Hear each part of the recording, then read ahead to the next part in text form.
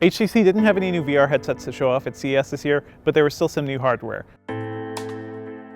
We saw the TPcast wireless adapter that attaches to the Vive and lets you disconnect it from your computer.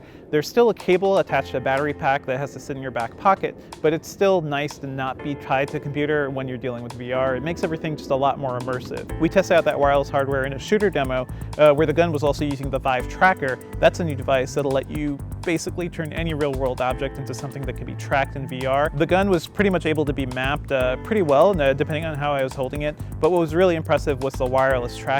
I didn't detect any latency or any real slowdown. The only real issue was like sometimes the gun would get confused. So we also saw the Vive tracker in use in a mixed reality demonstration from First Contact Entertainment using their game ROM. This is something they've shown before, but it was pretty cool to have just a gun that could be tracked anywhere with a very small device on it. Previously they had to use the Vive controller to track the gun, and that was just a lot clunkier.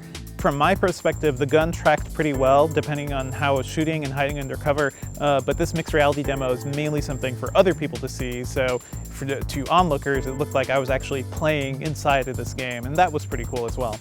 So the game actually looks pretty good, and I like the weight and feel of the gun that they were tracking as well. It's a big thing and you'll probably get tired holding it for a while, but it's the sort of thing that makes large-scale demos like this really feel very realistic. We also saw a pretty unique demo from Master Shapes called Cover Me, and it basically lets you put the Vive tracker on cell phone gun accessories, and it lets you join in on your friends who are playing with their VR headset, basically letting you act as secondary and third players. It was a cool way to handle multiplayer in VR because normally you're just standing and watching your friend having fun in VR. It's actually a cool thing to be able to just pull out your phone and start shooting bad guys with them. I'm sure we also looked really silly playing it together.